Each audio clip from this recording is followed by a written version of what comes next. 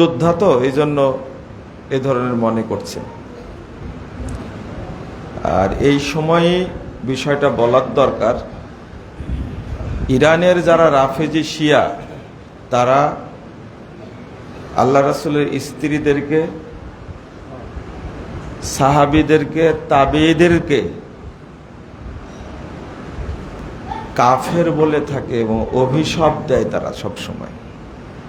তার মধ্যে এদের লিডার হলো যে মরে গেছে বোমা হামলায় আয়াতুশ শয়তান, এ একজন। আল্লাহর কাছে দোয়া করি, দুই কুত্তায় মারামারি লাগছে, আল্লাহ যেন দুইটাকেই ধ্বংস করে, বলেন আমিন।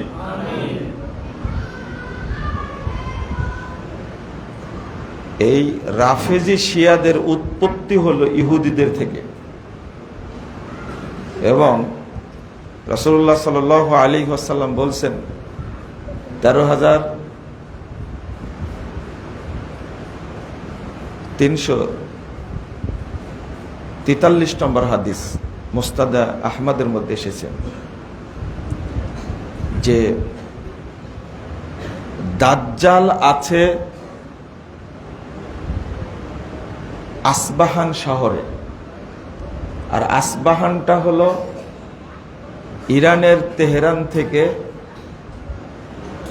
441 কিলোমিটার দূরে। যখন দাজ্জাল বের হবে তখন দাজ্জালের সাথে 70,000 ইহুদি থাকবে। এই ইরানের রাফেজিরাই দাজ্জালকে প্রতিপালন করছে, হাদিস অনুযায়ী বোঝা যায়। আর এরাই মধ্যপ্রাচ্যের সুন্নিদেরকে, কোটি কোটি সুন্নি মুসলিমকে এরা হত্যা করেছে। ইয়ামানে, সিরিয়ায় দেখছেন, আজকে সিরিয়ায় মিষ্টি বিতরণ করছে। এটা কি দেখছেন আপনারা ছবিটা? এটা দেখতে পাবেন না আপনারা, এটা তো খেয়ালই করবেন না, এটা আপনারা খেয়াল করবেন না। রাস্তায় দাঁড়িয়ে নারী পুরুষ সিরিয়াতে মিষ্টি বিতরণ করছে, কারণ এই খোমেনি সিরিয়ার 30 লক্ষ মানুষকে হত্যা করেছে। এর আগে এক শয়তান ছিল কাসেম সুলেমানি, একে মারছে। আমি কথাগুলো বলছি আপনাদের মনের বিরুদ্ধে যাচ্ছে, বলার পরেও বলছি যে একজন সাহাবীকে গালি দিবে আর যদি আপনি তার পক্ষে হন তাহলে আপনি কাফের হয়ে যাবেন।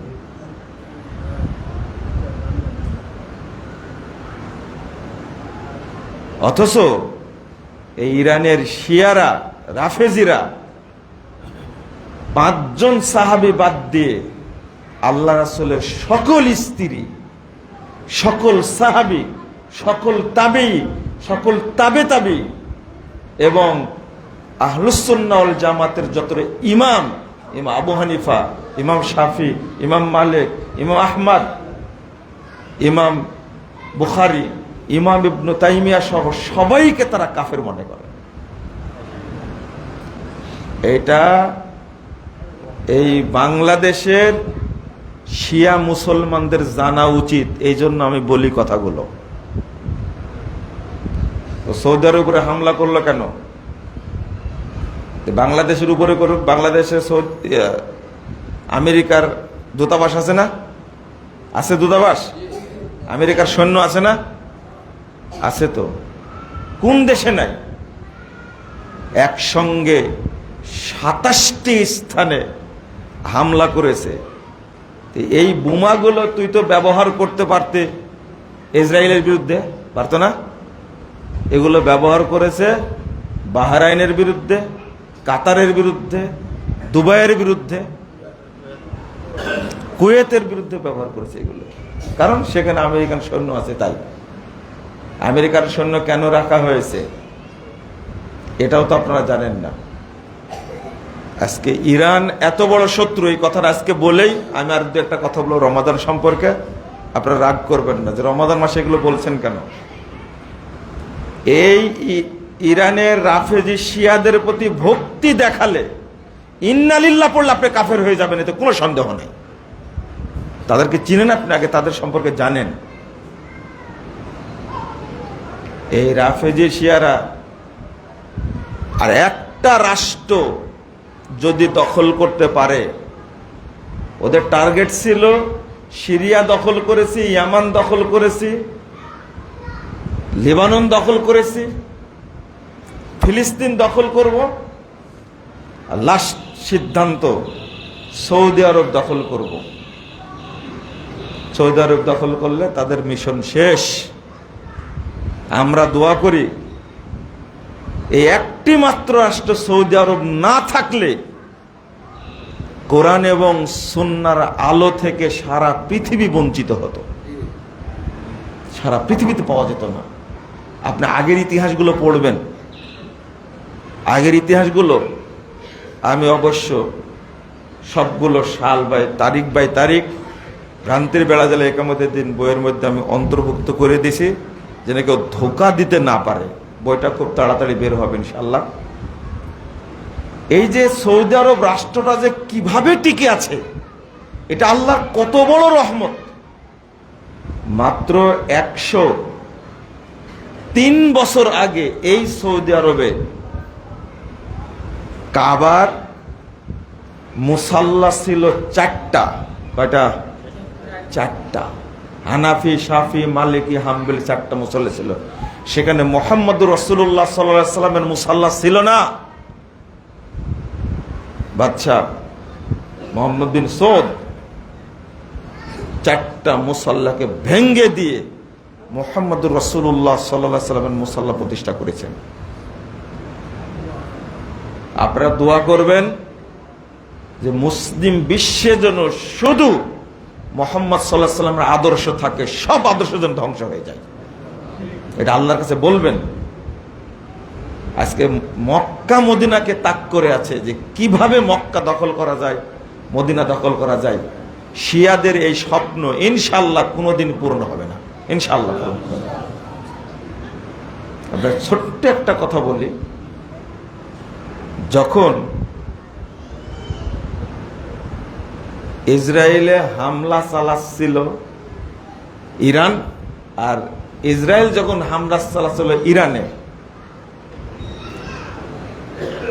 এবং লেবাননে, ঠিক ওই মুহূর্তে বাশারের বিরুদ্ধে আহলে সুন্নাহ ওয়াল জামাত যারা, এই যে মোহাম্মদ আল সারা আল জুলানি, ইনি কিন্তু আহলে সুন্নাহ ওয়াল জামাতের আমাদের আকীদার মানুষ, বলেন আলহামদুলিল্লাহ। যখন দেখলো বাশার টিকতে পারছে না, মজার ব্যাপার কি জানেন? লেবানন যুদ্ধ বন্ধ করে দিল, ইসরায়েল যুদ্ধ বন্ধ করে দিল, ইরানও বন্ধ করলো। বন্ধ করে বাশারকে বাঁচানোর জন্য সিরিয়ার দিকে চলে গেছে তারা। এমন জিনিস এই ইরান, তারা সবাই কি হয়ে গেছে এখন? এক হয়ে গেছে। আমি এই জায়গায় এসে আপনাদের বলতে চাই, শিয়াদের সম্পর্কে সচেতন থাকুন। শিয়াদের বিরুদ্ধে কথা বললেই বাংলাদেশের বহু মুসলিম আমাদেরকে গালি দেয়। আমি এখন বলি, বাংলাদেশে মুসলিম বেশি নাই, শিয়া বেশি আছে। শিয়া আকীদার লোক বেশি আছে বাংলাদেশে।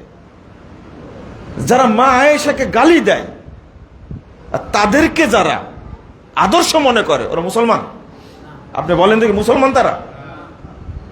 কিভাবে সম্ভব?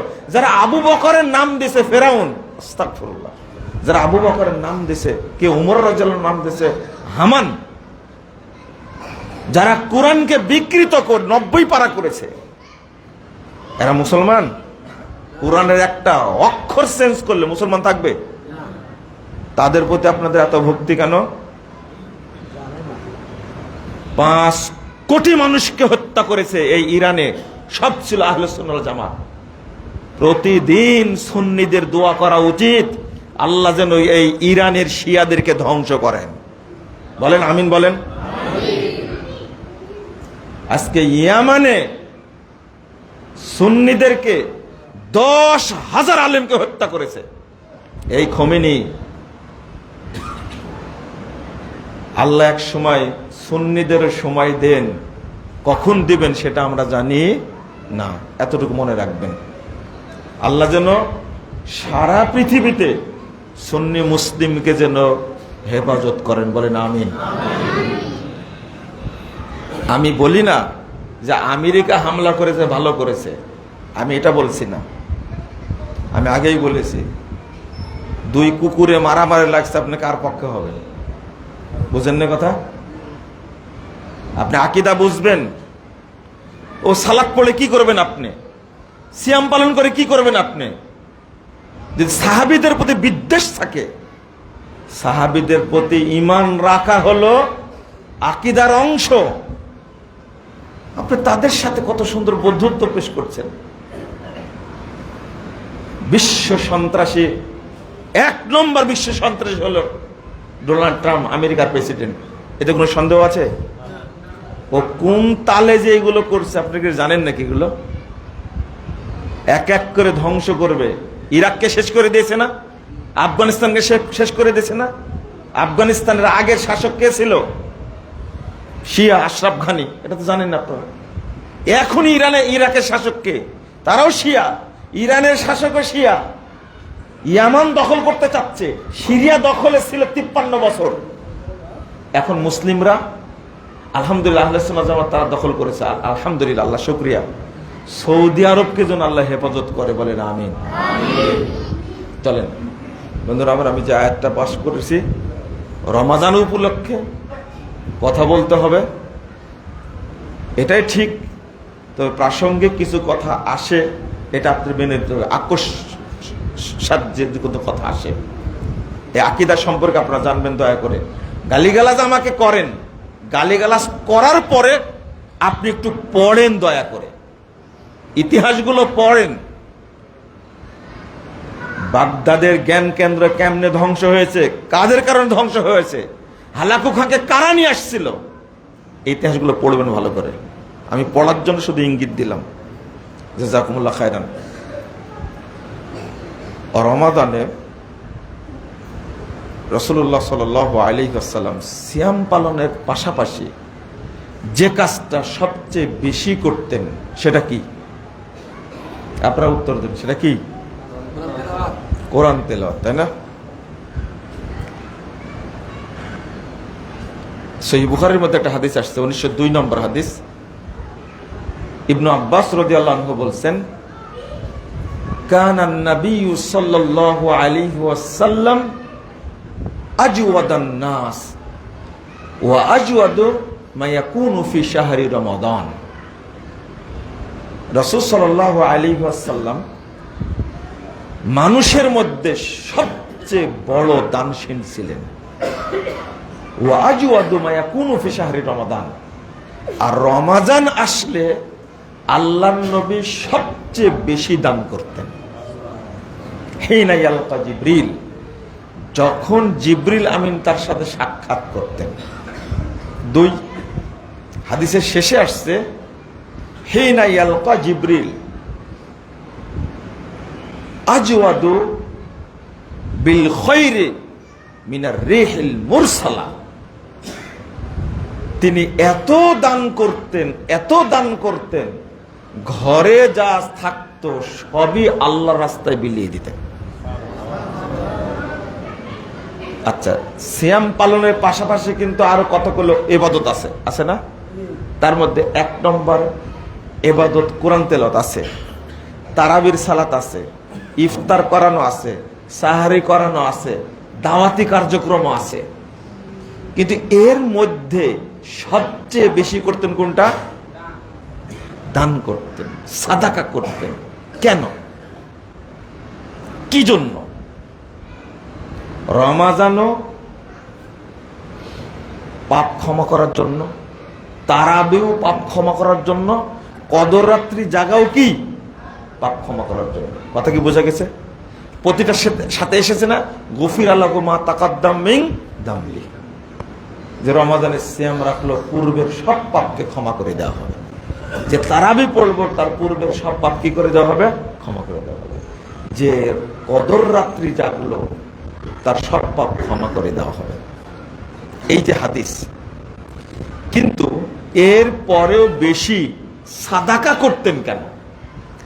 আর রমাজান মাসকে কেন জাকাতের মাস বলা হয়? কথা বোঝা গেছে? রমাজান মাসকে কেন জাকাতের মাস বলা হয়?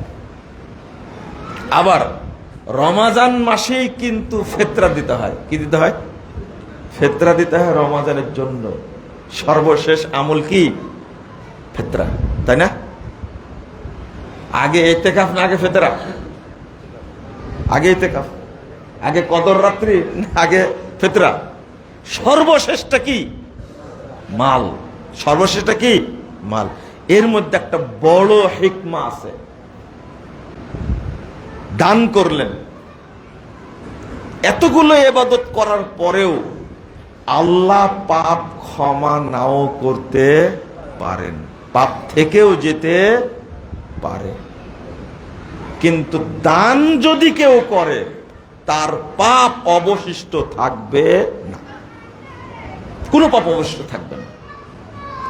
সব করে ফেললেন, সবই করে ফেললেন, সব করে ফেললেন। যার জাকাত দেওয়ার সামর্থ্য আছে তিনি দিলেন, যার জাকাত দেওয়ার সামর্থ্য নাই সে করলো না। কিন্তু ফিতরা এমন একটা মালের ইবাদত ফকিরকেও দেওয়া লাগে, যার একদিনের এক রাতের খাবার আছে, তার উপরে ফিতরা দেওয়া কি ফরজ। কেন? ইসলাম বলে দিয়েছে ওই ফকির লোকের যেন পাপ না থাকে, আল্লাহ যেন রমাজানে ক্ষমা করে দেন। এইটা হলো একটা হাদিস শোনায় আপনাদেরকে।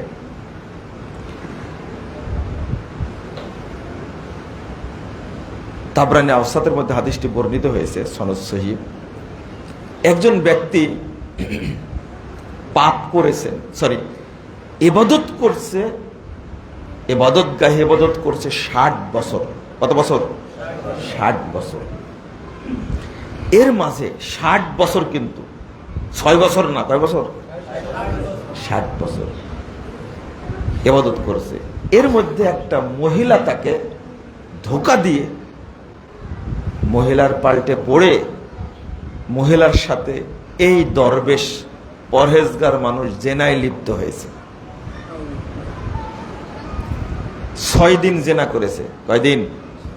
6 দিন জেনা করেছে। জেনা করার পরে সে অনুতপ্ত হয়ে মসজিদ ছেড়ে পালিয়ে গেছে, অন্য আর এক মসজিদে যে আশ্রয় নিয়েছে, খাওয়া দাওয়া বন্ধ করে দিয়েছে। পাপে শোকে সব বন্ধ করেছে, খাওয়া দাওয়া। হাই, 60 বছর ইবাদত করলাম আর 6 দিনে আমাকে শেষ করে দিল। তে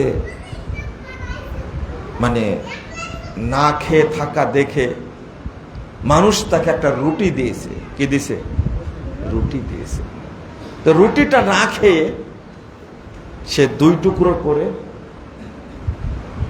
দিয়ে দিয়েছে দরিদ্রদেরকে, নিজে খায়নি। ঠিক এই মুহূর্তে মালাকুল মউত চলে এসেছে। আর বাঁচার কোনো কায়দা আছে? কোনো কায়দা নেই। আল্লাহ তার আত্মাটাকে নিয়ে চলে গেছে মালাকুল মউত। আল্লাহ বললেন তার নেকি আর পাপ মেপে দেখো। 60 বছরের ইবাদতের নেকি এক পাল্লাই তোলা হলো, আর 6 দিনের জেনার পাপ এক পাল্লাই তোলা হলো। 60 বছর ইবাদত করেছে, সিয়াম পালন করেনি? করেছে। তাহাজ্জুদ পড়েছে না? পড়েছে। ও সালাত পড়েনি? পড়েছে। সব ইবাদতই করেছে। 60 বছরের ইবাদত এক পাল্লাই, আর 6 দিনের জেনা এক পাল্লাই উঠা দিছে। জেনার পাল্লাটা ভারী হয়ে গেছে। 60 বছরের ইবাদত কোনো কাজে লাগেনি। হয় 6 বার জেনা করেছে বা 6 দিন জেনা করেছে। 60 বছরের ইবাদত তার কাজে লাগেনি, জেনার পাল্লা ভারী হয়ে গেছে। আল্লাহ এবার বললেন ওই যে রুটির টুকরাটা দান করেছে, এইটা এবার নেকির পাল্লায় দিয়ে দাও। ওই এক টুকরা রুটি নেকির পাল্লায় দেওয়া মাত্রই নেকির পাল্লা ভারী হয়ে গেছে। এটা হলো সাদাকা। বোঝা গেল সাদাকা থাকলে কোনো পাপ থাকে না, আল্লাহ সব পাপ ক্ষমা করে দেন। আপনি কয়টা 1 সেকেন্ড সময় লাগবে না, আল্লাহ পাপ মাফ করে দেবেন। এই জন্য নবী মুহাম্মদ সাল্লাল্লাহু আলাইহি সাল্লাম ক্ষমার মাসে সবচেয়ে বেশি সাদাকা করতেন। তার কি পাপ ছিল? তিনি যে সাদাকা করতেন নাকি তার পাপের জন্য? কি উত্তর দেন? নিজের জন্য। এটা উত্তর হলো? আল্লাহ নবীর কোনো পাপ ছিল? পাপ ছিল না তো। উম্মতকে শিক্ষা দেওয়ার জন্য, আমার উম্মত যেন কোনো পাপ নিয়ে না মরে। কথা কি বুঝেছেন? আমার উম্মত যেন সাদাকা বেশি করে। আমরাও ঠিক সব ইবাদত করি, কিন্তু সাদাকা করতে চাই না, যাকাতটাই দেই না। রমজান এসেছে, যাকাতটাই দেয় না। আর আমরাও হুজুরেরা যারা আছি, শুধু সিয়ামের মাসালা বলে ওয়াজ করে শেষ। গফির আল্লাহু মা তাকাদ্দাম মিন যামবি, গফির আল্লাহু মা তাকাদ্দাম মিন যামবি, গফির আল্লাহু মা তাকাদ্দাম মিন যামবি। ইফতার করান সমপরিমাণ নেকি হবে। রমজান মাসে সাদাকার বক্তব্য দিক, এটা কোনো লোক চাই না। চাই মুসল্লিরা, চাই না। এরা মুনাফিক, এরা মুনাফিক। যাকাতের ওয়াজ করুক, যাকাতের উপরে খুতবা দিক, এরা অধিকাংশ মুসল্লি চাই না। বক্তব্য দেওয়া শুরু করলেই বলবে কি জানেন? মনে হয় এখন মাদ্রাসার জন্য দান চাইবে, কল্যাণ ফান্ডের ওয়াজ করবে মনে হয়। যার মনে এটা হয় ও একটা মুনাফিক, আমি বলে দিলাম। ও যাকাতের মাসালাও জানে না, দান খায়রাতের মাসালাও জানে না। আমি আজকে বলবো আপনাদেরকে, আপনি কত জানেন। এটা ইমামরা বলে আপনাদের জন্য, তার জন্য না। একজন ইমাম কি যাকাতের টাকা খায়? হ্যাঁ, আচ্ছা কোন ইমাম যাকাতের টাকা খায় আপনার এলাকায়? খায় নাকি সে? কার জন্য চাই? হয় মাদ্রাসার জন্য চাই, এতিমখানার জন্য চাই। আপনার চুলকানি উঠে কেন? মনের মধ্যে চুলকায় মানে আপনি মুনাফিক। কয়টা আয়াত নেবেন, কয়টা হাদিস নেবেন? যাদের অন্তরে কৃপণতা আছে তারা মুনাফিক, তাদের অন্তরে ঈমান নাই। কয়টা হাদিস নেবেন? খালি মরতে যান, তখন বুঝবেন মুজাফফর বিন মুহসিন বলেছিল এরা মুনাফিক। প্রমাণ ওই দিন হয়ে যাবে, তার আগে না। আবার ওই জায়গায় আসে, রাসূলুল্লাহ সাল্লাল্লাহু আলাইহি ওয়াসাল্লাম বলছেন, ইন্না সাদাকাতা লা তুতফিউ যুনুবা কামা ইউতফিউল মাউন নার। সাদাকা পাপকে অনুরূপ নষ্ট করে দেয়, ধ্বংস করে দেয়, যেভাবে পানি আগুনকে নিভিয়ে দেয়। সাদাকার পাওয়ার। আগুন যতই শক্তিশালী হোক, পানি মারলে আগুনের কি পাওয়ার শেষ। তুতফেউ মানে কি জানেন? বাতি নিভিয়ে দেওয়া।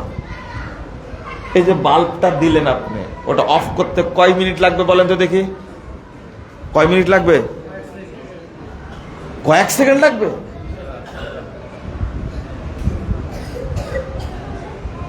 বলেন তো। হ্যাঁ, এখন তো বাতি অফ করে রিমোট দিয়ে, এটা কি জানেন আপনি? হ্যাঁ, কয় সেকেন্ড লাগে?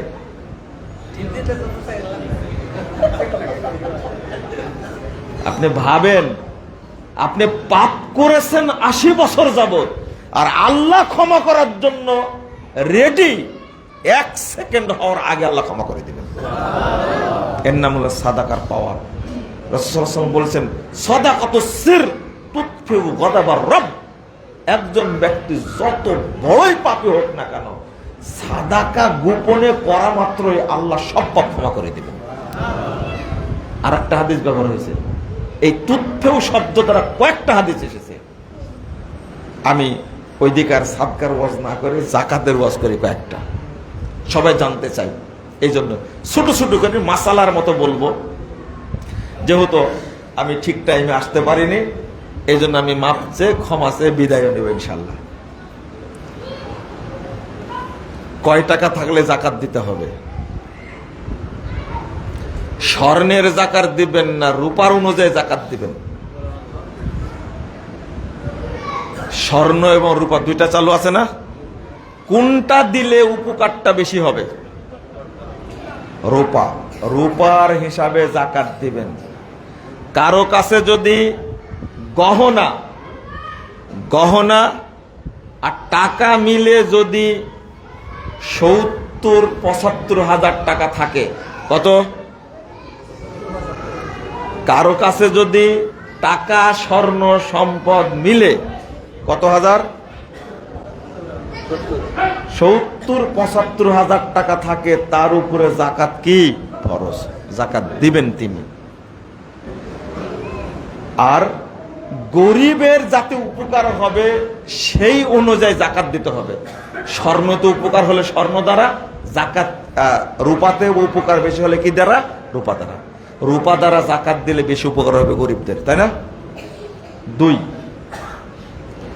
দুই নম্বর হলো কয়েকটা গুরুত্বপূর্ণ কথা। কারো ঋণ আছে, সে ঋণটাকে হিসাব করবে না, হিসাবের বাহিরে রেখে যাকাত দিবে। সবচেয়ে ফাঁকিবাজি ফতোয়া এটা। কিন্তু ব্যবসায়ীরা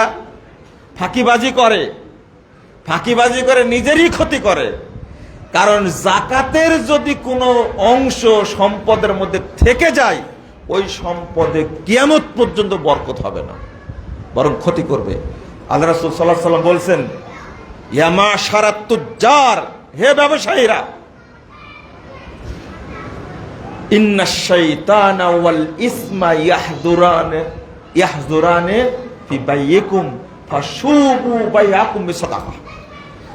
শয়তান এবং কুলক্ষণ খারাপই তোমাদের ব্যবসার মধ্যে থাকে, তোমরা তোমাদের ব্যবসাকে পরিশুদ্ধ করো যাকাত দেওয়ার মাধ্যমে।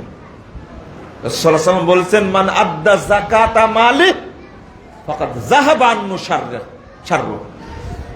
যখনই যাকাত দেওয়া হয় সম্পদের, তখন সম্পদ থেকে সমস্ত অকল্যাণ বেরিয়ে যায়। সুবহানাল্লাহ। যাকাত না দিলে বরকত হবে না, শয়তান বরকত নষ্ট করে।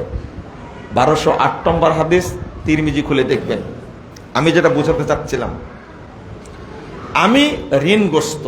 ধরেন আমার কাছে 15 লাখ টাকা আছে। কয় লাখ? আমি ব্যবসা করি, 15 লাখ টাকা আছে, কিন্তু এখন আছে 15 লাখ, কিন্তু আমার ব্যাংকে ঋণ আছে বা অন্যের কাছে ঋণ আছে 10 লাখ। কয় লাখ? 10 লাখ। তাহলে এখন আপনি কি করছেন? এই 15 লাখের মধ্যে ঋণ 10 লাখ বাদ দিচ্ছেন, দিয়ে এখন থাকলো কত? 5 লাখ। যাকাত দিবেন 5 লাখের। এই যাকাত হবে না, এই যাকাত হবে না।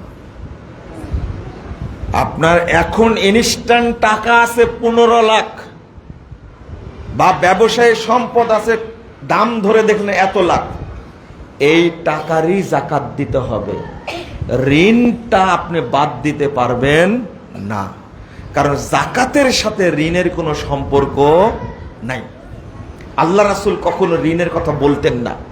এখন যেটা আছে উপস্থিত, সেটার কি দিতে হবে? যাকাত দিতে হবে।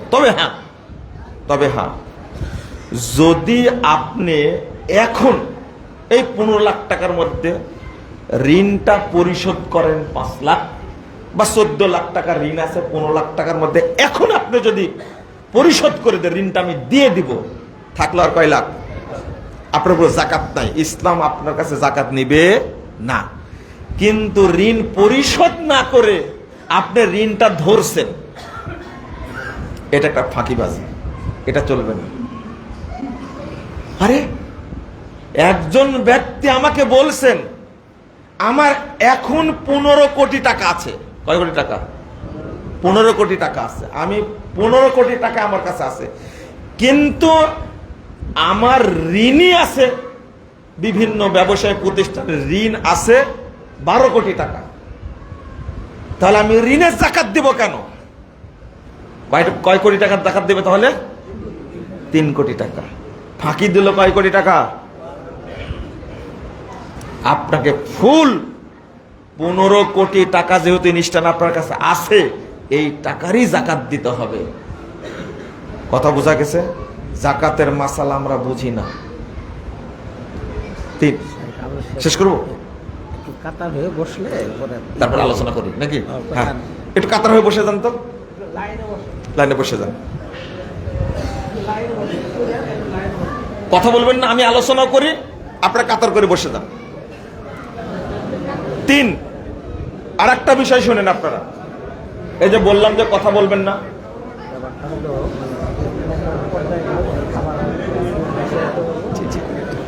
ঠিক আছে, হ্যাঁ, আপনার শৃঙ্খলা শৃঙ্খলা ভালোভাবে বসে যান। যে কথাগুলো কেউ বলে না আর বলবেও না, আমাকে গালি দিলে কোনো সমস্যা নাই, তো আমি বলতে পারি আলহামদুলিল্লাহ, আপনারা খালি শুনে, সবাই শুনবে, রেকর্ডিং হচ্ছে, সবাই শুনবে।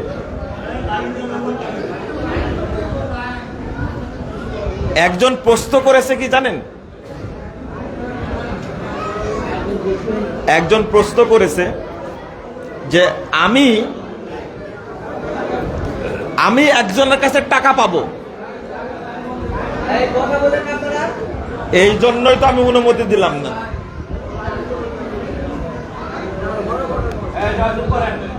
আপনারা কথা বলবেন না, শুনেন, আপনি একজনের কাছে 5 লাখ টাকা পান, কারণ ওই টাকাটা যাকাতের সাথে হিসাব করবেন না করবেন না, তাই না? একজনের কাছে 5 লাখ বা 10 লাখ টাকা পান, বা আপনি কি বলো 1 লাখ 2 লাখ টাকা পান, বা 10,000 টাকা পান, আপনার যাকাতের সাথে সেটাকে অ্যাড করবেন না করবেন না। এখানে গুরুত্বপূর্ণ কথা আছে, এই টাকাটা যদি আপনি 1 বছর 2 বছরের মধ্যে পেয়ে যান, কয় বছরের মধ্যে আপনি আশা করছেন আমি এই বছরে পেয়ে যাব বা আগামী বছর পেয়ে যাব, তাহলে আপনার মূল সম্পদ 10 লাখ টাকা। এখন ধার দিয়েছেন, 2 বছরের মধ্যে পেয়ে যাবেন আরো 5 লাখ 2 লাখ টাকা, তখন এই 10 লাখের সাথে ওই 5 লাখে যোগ করতে হবে, একসঙ্গে যাকাত দেবেন। আর যদি 2 বছরের মধ্যে না পান, 2 বছরের যদি না পান, তাহলে যখন আপনি ওই টাকাটা পাবেন 1 বছরের যাকাত দিবেন। কয় বছরের যাকাত দিবেন? 1 বছরের। এটা না জানার কারণে অনেকে বিভ্রান্ত হন। আর একটা ফতোয়া দিছে এক হুজুর, কি জানেন, ব্যাংকে আপনার 10 কোটি টাকা আছে, কয় কোটি? 10 কোটি টাকা আছে, যেহেতু যাকাত আপনি দিয়ে দিয়েছেন একবার, আর যাকাত দেওয়া লাগবে না। হুজুর কত দুষ্ট, আপনি চিন্তা করছেন, 10 কোটি টাকা একজন ব্যক্তির ব্যাংকে জমা আছে, হুজুর ফতোয়া দিয়েছে যাকাত যেহেতু একবার দিয়েছেন আর যাকাত দেওয়া লাগবে না। বলেন নাউজুবিল্লাহ। এই ফতোয়া কি ঠিক দিয়েছে? ইসলামী অর্থনীতিকে ধ্বংস করার সুন্দর কৌশল। অথচ টাকার, যেমন আপনার কাছে স্বর্ণ আছে, প্রতি বছর যাকাত দিতে হবে, ঠিক টাকার স্বর্ণ একই জিনিস। আপনার কাছে 10 লাখ টাকা ব্যাংকে জমা আছে, বা 3 কোটি টাকা এফডিআর করা আছে, ডিপিএস করা আছে, আপনার ওই টাকার যাকাত দেওয়া ফরজ, প্রতি বছর দিতে হবে, প্রতি বছর যাকাত দিতে হবে আপনাকে। যে মুলবি এই কথা বলেছে একবার যাকাত দিলে আর দেওয়া লাগে না, এই মুলবি দাঁত নাই, এই মুলবির দাঁত নাই। আরো কত খতরনাক ফতোয়া, দারুণ দারুণ প্রশ্ন করে শুনে। এই যে এই কথাটা বলতে যাচ্ছিলাম এখনই। আর একটা জিনিস, আসার সময় এক ব্যক্তি ফোন দিয়েছেন আমাকে, সাতক্ষীরা থেকে ফোন দিয়েছে আমাকে এই কথা বলছেন যে আমার যাকাত বের হয়েছে, মোটামুটি 5 লক্ষ টাকার যাকাত বের হয়েছে। কয় লাখ? 5 লাখ টাকা যাকাত। আমি এই টাকা দিয়ে কিছু শাড়ি, কিছু লুঙ্গি, আর কিছু চাউল কিনে দিতে চাচ্ছি। কথা কি বুঝতে পারছেন? এই ভাইরা কথা কম বলেন। টাকার যাকাত টাকা দিয়েই দিতে হবে। শাড়ি লুঙ্গি কিনে বস্তু দিয়ে যাকাত দিলে যাকাত হবে না। ভালো করে পরিষ্কার করে মনে রাখবেন, মুখের জোর না, দলিলের জোর লাগবে। এখানে আর একটা কথা বলবো, টাকার যাকাত টাকাই দিতে হবে। তবে হ্যাঁ, কোনো ব্যক্তি সম্পর্কে যদি জানতে পারেন আমি এই লোকটাকে যাকাতের টাকা দেব, এই টাকাটা দিয়ে সে দরিদ্র মানুষ বাড়ি করবে বা একটা ছাগল কিনবে বা একটা গরু কিনবে, যদি সন্দেহ করে ব্যক্তি সম্পর্কে টাকাটা দিলে ও নষ্ট করবে, তাহলে ওই ব্যক্তির জন্য, খাস করে ওই ব্যক্তির জন্য সে নিজে দায়িত্ব নিয়ে ওই জিনিসটা কিনে দিতে পারে। এটা সবার জন্য না।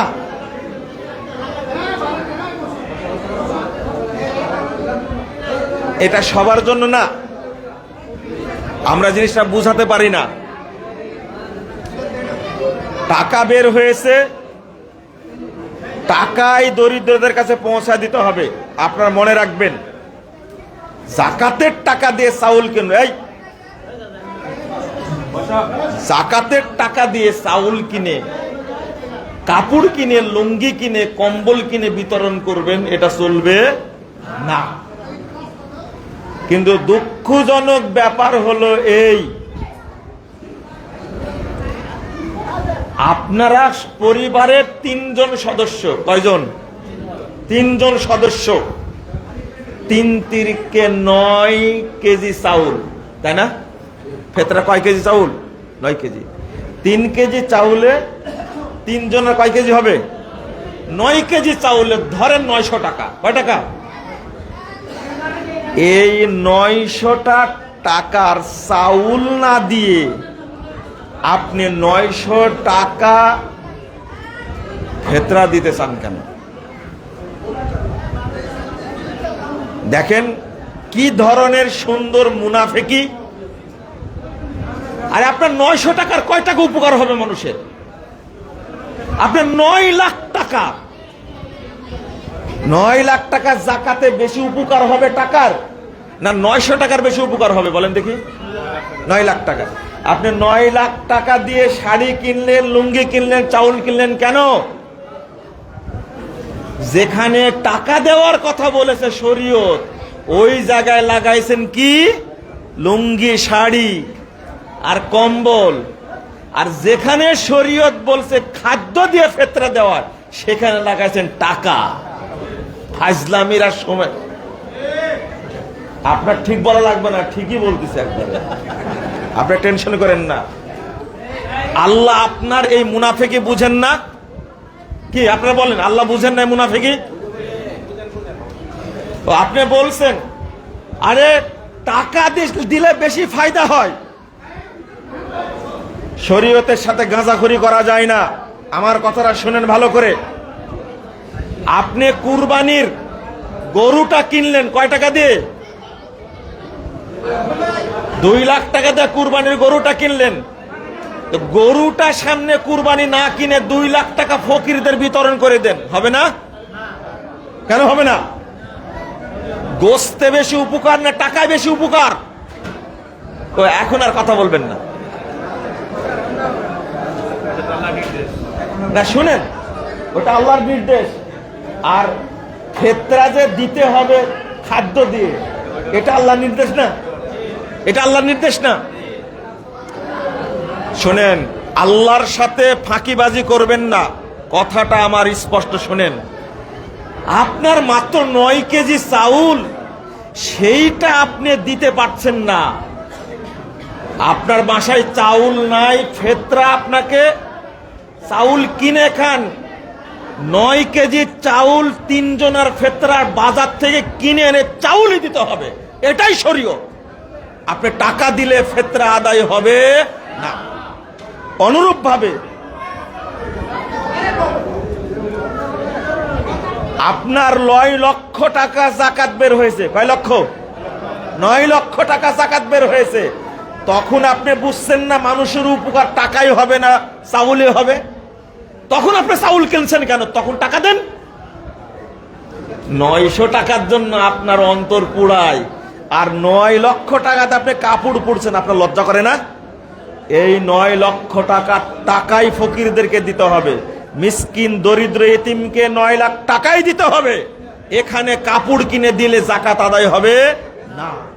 আর ওই ফিতরার ক্ষেত্রে খাদ্য বস্তু দ্বারা ফিতরা না দিয়ে টাকা দিয়ে দিলে ফিতরা আদায় হবে না।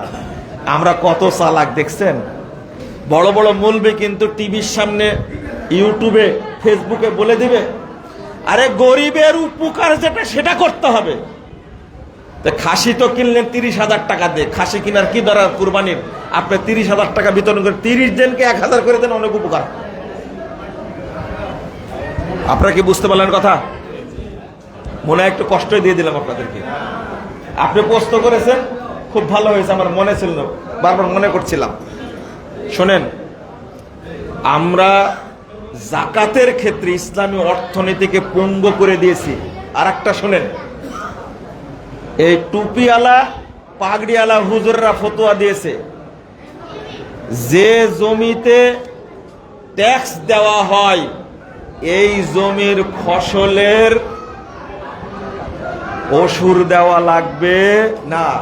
লা ইয়াস্তামিউ আলাল মুসলিম খারাজুন ওয়া উশরুন। যে জমির ট্যাক্স দেওয়া হয় ওই জমির ফসলের ওশুর দেওয়া লাগবে না। আচ্ছা বলেন তো, ওশুরটা জমির না ফসলের? হ্যাঁ, ফসলের। আপনার জমি আছে, আবাদ হয় না 10 বছর, ট্যাক্স দেওয়া লাগে না? লাগে না? লাগে। তাই ট্যাক্সের সাথে ওশুরের কোনো সম্পর্ক আছে? তাহলে মৌলবীরা জাহেল না যারা এই ফতোয়া দেয়? এই ফতোয়ার কারণে বাংলাদেশে লক্ষ লক্ষ কোটি মানুষ ওশুর বের করে না। ধান হয় হাজার হাজার মন, গম হয় হাজার হাজার মন, মসুর হয়, খেসারি হয়, সরিষা হয় হাজার হাজার মন। এরা ওশুর বের করে না। কারণ আমি কি দেই? জমিতে ট্যাক্স দেই। এই হাদিসটা জাল হাদিস। এই জাল হাদিসের বিরুদ্ধে ওমর বিন আব্দুল আজিজ খলিফা পঞ্চম খলিফা তিনি বলছেন, আরে পাগলরা, ট্যাক্স হলো জমির আর ওশুর হলো ফসলের, একটার সাথে আরেকটার সম্পর্ক নাই। অথচ আল্লাহ বলছেন ওয়াতু হাক্কাহু ইয়াউমা হাসাদি, যেদিন ফসল কাটবে সেই দিনই হক বের করে দাও। ওশুর বের করতে বলছেন আল্লাহ। জাল হাদিস নিয়ে এসে বাংলাদেশে এমন বাজারটা গরম করেছে, মৌলবীরা কখনো বলবে না। ভাইরাস হুজুর আছেন অনেকগুলো, ভাইরাস, আপনারা ভাইরাস বক্তা, ভাইরাস বক্তা যারা আছে তারা কোনোদিন এই মাসালা বলবে না। আপনারা একটু রাগ রাগ করতেন মনে হয় না? রাগ করলে আমার যায় আসে না। শুনেন, কাজে লাগবে। ফতোয়া দিচ্ছে ব্যবহৃত গহনার জাকাত লাগবে না, বলছে না? ব্যবহৃত গহনার জাকাত লাগবে না। একজন ব্যক্তির 80 ভরি স্বর্ণ আছে। কত ভরি? 80 ভরি স্বর্ণ আছে। আমাকে মহিলা প্রশ্ন করছে, আমি এক আলেমের কাছে শুনেছি জাকাত দেওয়া লাগবে না, এই জন্য আমি 10 বছর জাকাত দেইনি। আমি বললাম বিগত 10 বছরের জাকাত দেওয়া লাগবে। আমি বললাম 80 ভরি স্বর্ণ দিয়ে কি করেন? বিভিন্ন সময় বিভিন্নটা পড়ি। 80 ভরি স্বর্ণ, খেয়াল করছেন আপনি? আস্তাগফিরুল্লাহ, আস্তাগফিরুল্লাহ। ফতোয়া কত অন্যায় করেছে। তাহলে এতগুলো পথ আমরা নষ্ট করলাম কেন? ব্যবহৃত গহনার জাকাত দিতে হবে। রাসূলুল্লাহ সাল্লাল্লাহু আলাইহি ওয়াসাল্লাম মা আয়েশাকে বলছেন, তুমি যেটা পরে আছো সেটা কি জাকাত দিয়েছো? চিন্তা করেন। আমি আপনাদেরকে অনুরোধ করব, যেহেতু আপনাদের আর সময় নষ্ট করতে চাচ্ছি না,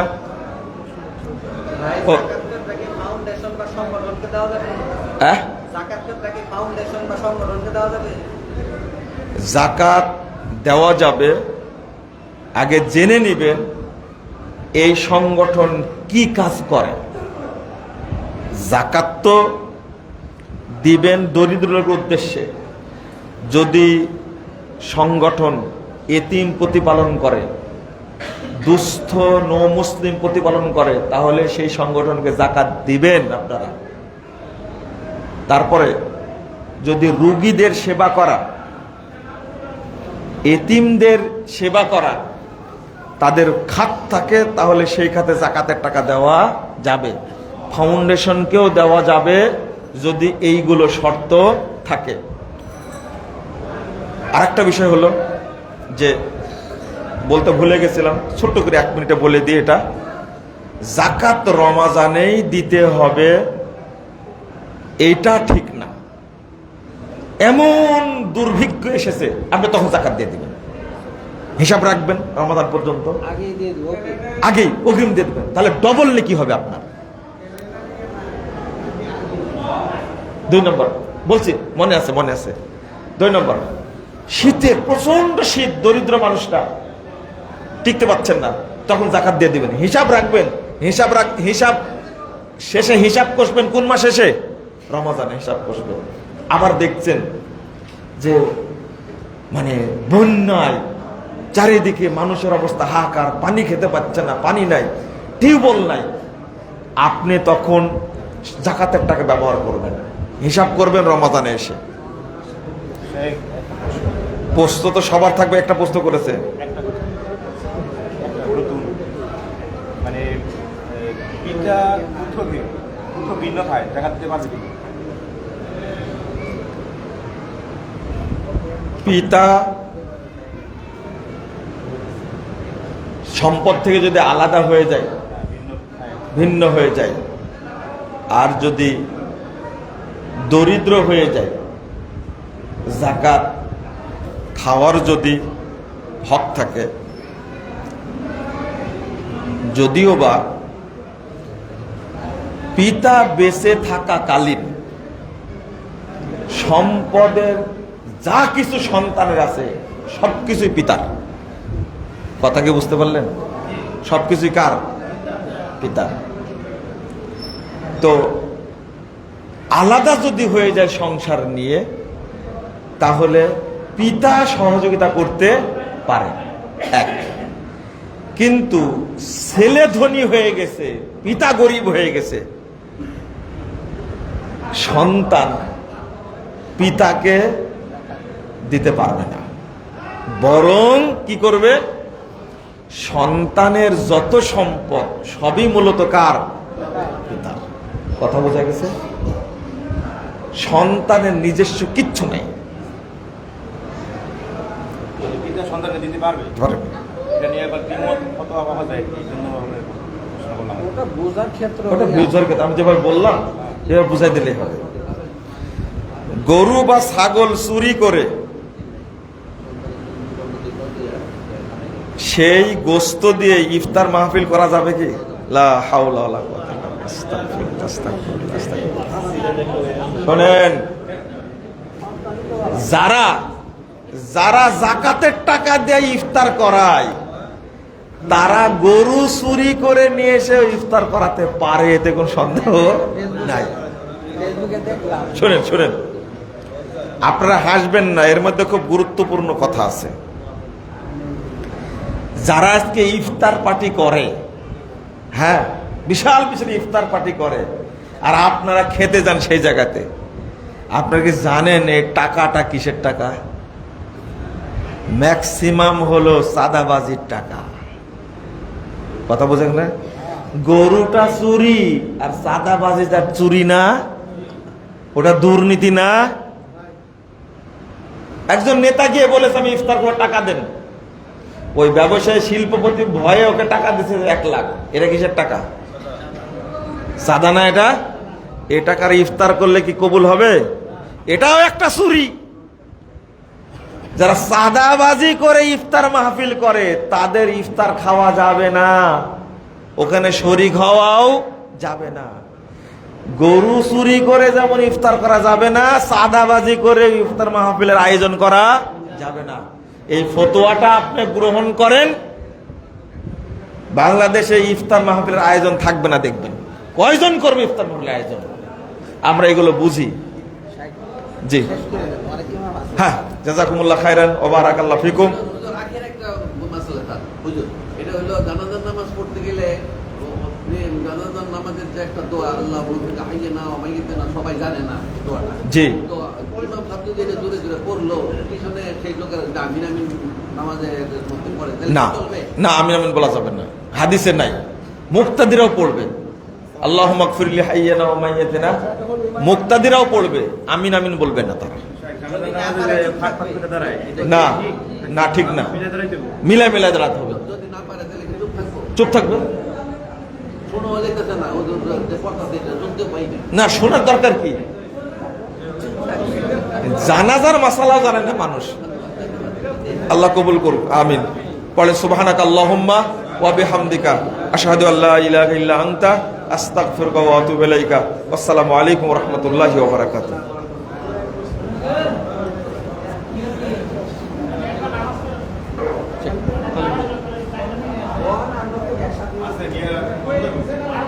আসসালামু আলাইকুম।